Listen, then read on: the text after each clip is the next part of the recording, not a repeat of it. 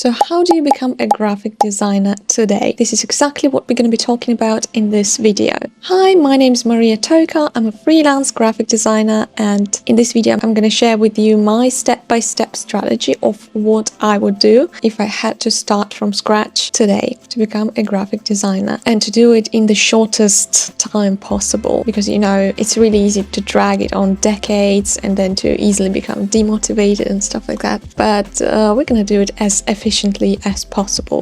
If you're a total beginner, the first thing I would say is give yourself a bit of time to learn. It's unavoidable. You can't just jump into this whole journey if you don't know anything, if you haven't tried anything, if you haven't explored different niches, different industries, and you have no idea what exactly you're drawn to the most. So you're going to dedicate a bit of time for that. So in the beginning, don't be too practical about it. Try different things, different mediums, experiment, and pay attention to what you actually enjoy. I'm probably going to make another video soon about how to learn graphic design by yourself, but now I just want to say that it's definitely accessible. You really don't need to go to a fancy design school and get a degree to start your graphic design career. That's not necessary, because YouTube is your best friend. There are multiple other platforms. If you want to start right now, you can check out my video design exercises, which are going to help you explore different niches a bit more. It's not only for total beginners, it's also for those who haven't decided what to specialize in. So I think it's going to be really, really helpful. If you want something more specific, obviously I've got lots of Photoshop tutorials, but they are all about specific effects that you want to learn, so you can check out those.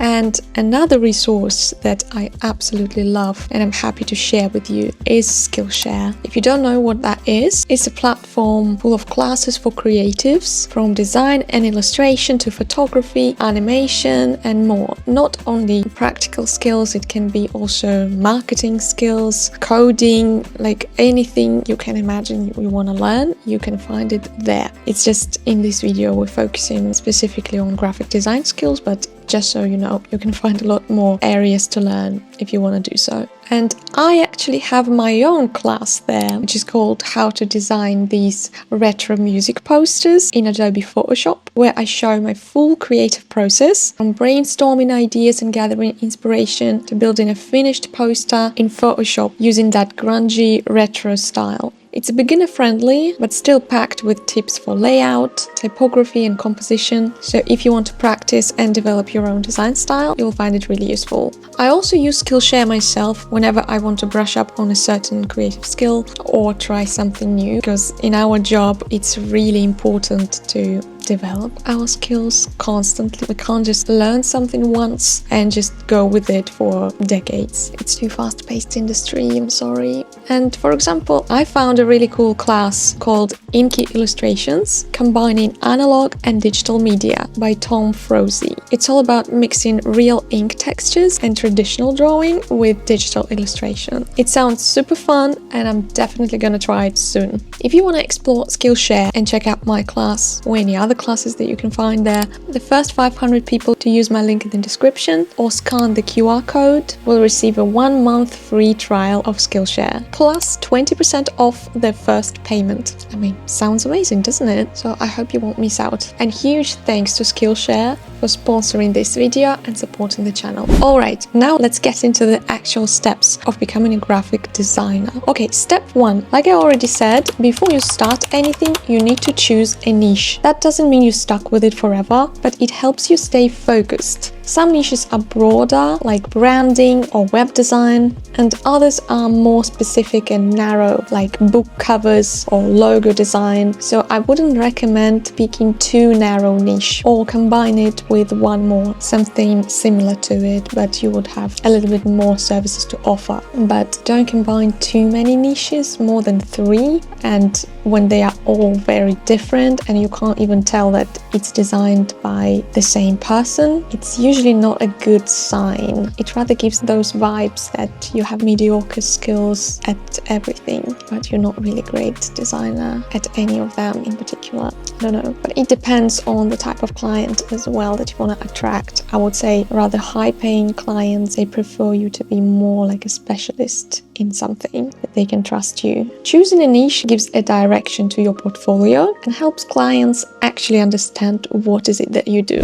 Step 2, create student projects. Even if you're not officially a student, you're kind of in that learning phase. If you don't have clients yet, that's totally fine. You need to start somewhere, right? And your first goal is to learn and build experience. So just create around 5 to 10 student projects, basically fake projects that look real. But when I say student, I don't mean that you need to say it in your portfolio. You don't even need to add them to your portfolio. You're making them just to learn and just to gain experience and understand how everything works. Don't put too much pressure on yourself. You're doing it just for practice. You're not just designing pretty things. You're learning how to solve design problems, and you're doing it intentionally. That will differentiate you from just hobbyists, people who occasionally open Photoshop and do something for fun and post it on Instagram every half a year. But you are on a mission to become a graphic designer. So you have a concrete time frame for this, and you're doing this exact number of projects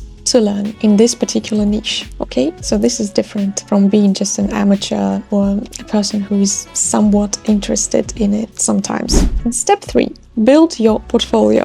Now you need to build a few solid projects specifically for your portfolio. You may use some of your student projects for that. If any of these 10 turned out to be really good, you can include one of them, but you don't have to, because you did them just to practice. But this time you're making projects specifically for your portfolio. Not that many, not 10. I would say 3 to 4 great ones is enough, and start packaging them into a portfolio. You can use platforms like Behance, and also you need to create your own portfolio website. Why you need both, I already said it multiple times, because one is for discovery and another one as a final destination to show everything in your style and to have more information about you. And also you're gonna probably spend a bit of time on branding yourself as a designer, but don't put too much pressure on yourself from the start. Just having a logo and color palette for your website is enough for now, or even just writing your name in a font that represents you without any particular logo mark. That's enough for now. Later you will develop a proper logo for yourself. Just start very simple.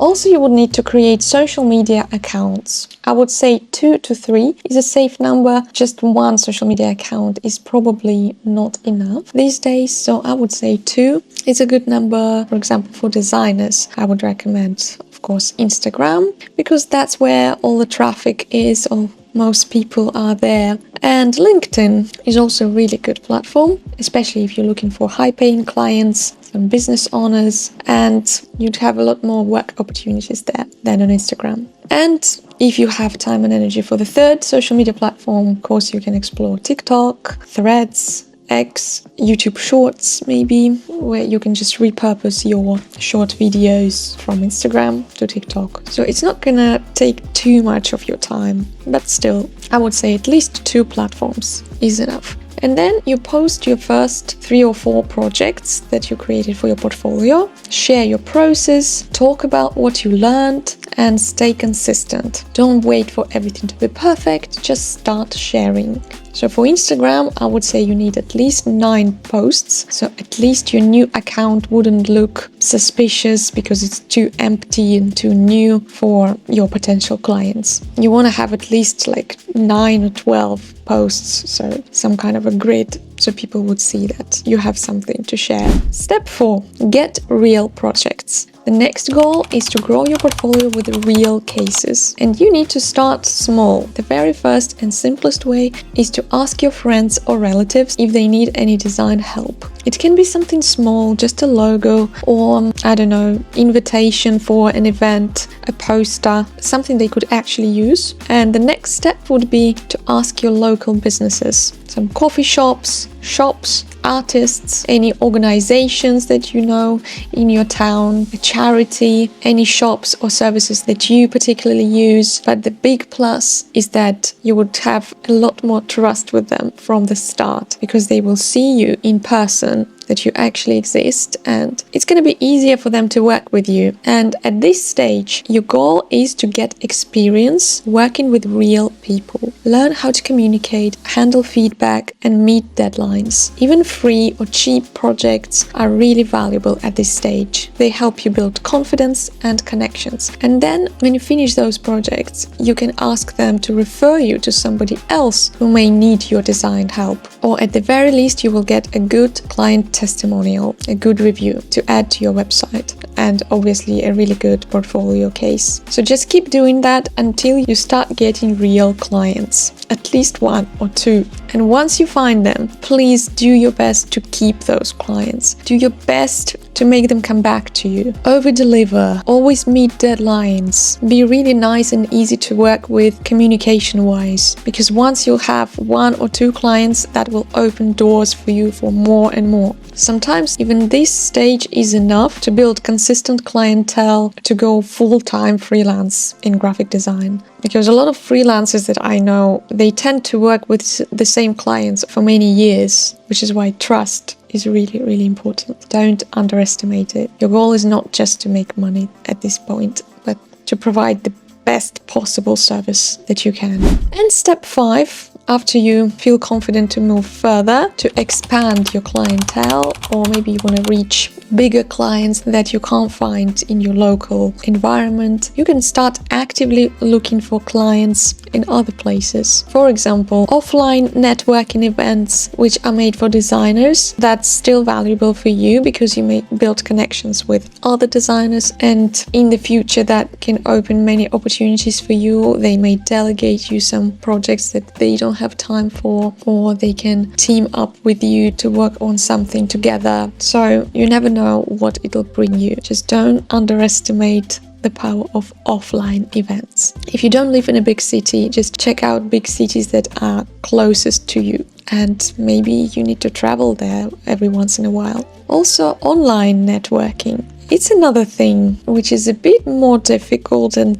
less straightforward, but it's definitely doable. You can join design discords, communities, groups or forums, even just on Instagram. If you build online friendship with other designers or business owners, that could be really, really helpful in the future. It just takes time to do that. And you need to be very, very gentle and not pushy with that. You don't need to come across as a person who desperately wants designer friends, that you want to use them for something. It has to be natural. You just follow people that you genuinely like their work. Be more active in communicating that. Just put likes, story likes, leave comments, share your experience, just engage with their content. And at some point, as you will start growing your account, sometimes some of them may follow you back, especially people who have similar follower count, maybe slightly higher than yours, but similar. They are very likely to follow you back.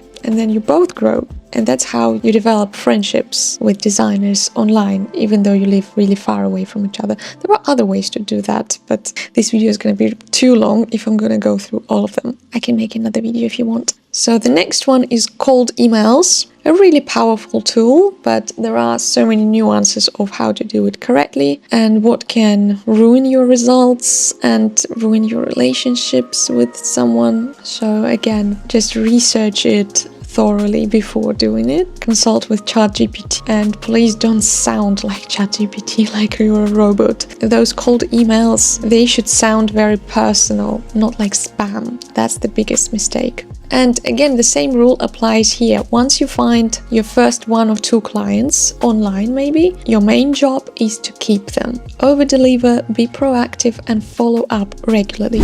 And a couple of nuances that I would like to add to that. Focus on quality. Don't wait too long before you start working with people. If you already have 3 or 4 fake projects, that's enough to begin, and don't wait for them to be perfect, like the best projects you've ever created. And once you created them, you may think, oh, I could do better, I'm not that proud of them. Just use what you can. Later on, you'll replace them with new projects. Of course, we all grow over time, and in a year, you probably won't like it as much, and you need to start somewhere. Like, Perfectionism really slows people down on that journey. Focus on quality over quantity. What I mean by that is getting real projects, even though it's amazing, getting real cases, it builds trust, it's really good for your portfolio, but if they are mediocre projects where you didn't apply any creativity, you've been told exactly what to do, and the result is not impressive at all, maybe sometimes there's no point of taking those projects. Even though this is great, that they are real, sometimes it's not worth it. Honestly, even one great fake project will bring you more than 10 real but mediocre ones. So just keep this balance. Maybe you can have 1 or 2 mediocre projects in your portfolio if you have nothing else to show what you designed for real people, but ideally no mediocre projects, because they're really holding you back from attracting really good clients. So if you're ready to sacrifice your income and work for free or for really low price, at least do it for the sake of adding a good project into your portfolio. This is the only reason to justify it. Don't do it just for the sake of having a real project. That's not going to get you anywhere. There's a danger to be stuck with these low quality, really cheap clients and mediocre designs, and no one wants that. The next advice is keep track of your progress and regularly check in with yourself. What's working, what's not, what skills you're improving. So that's going to help you stay motivated. This whole journey takes time, and that's okay. You need to accept that. Keep your part-time job or any safety cushion you have. It's completely fine, and I would even say it's necessary. Building a creative career isn't instant, and you'll need time to find your rhythm. But on the other hand, treat graphic design like a job, even if you don't make enough money from it yet. Not like a hobby. This is a crucial mistake that a lot of people make. They just treat it like, I'm gonna do it on the side sometimes, and maybe every other weekend they find one spare hour to play around in Photoshop. Like, this is not the way to build a career, honestly. It's not serious at all. Don't try to juggle too many projects at once. And a lot of people, they just don't have patience. They think, okay, if it doesn't bring money, I'm not going to invest too much time in it. Like, it stays a hobby. And once it starts bringing me enough to sustain myself, only after that, I'm ready to quit my job. I'm ready to give up all my other stuff that I'm doing, other projects that I'm trying at the same time, my hobbies, my social life. But now I'm not ready to sacrifice anything. I'm gonna just dip my toes into it and that's it. No, this is not serious. You're not gonna build a real career out of that when you put in minimum time and effort. Like, you need to have a concrete plan and treat it like a job, not a hobby. So those were my thoughts and methods to become a graphic designer today. I was focusing more on becoming a freelancer because I have more experience in that rather than searching for a job. Becoming a graphic designer isn't about having the best gear or most followers. It's about building your skills, creating work that represents your style, and putting yourself out there, one project at a time.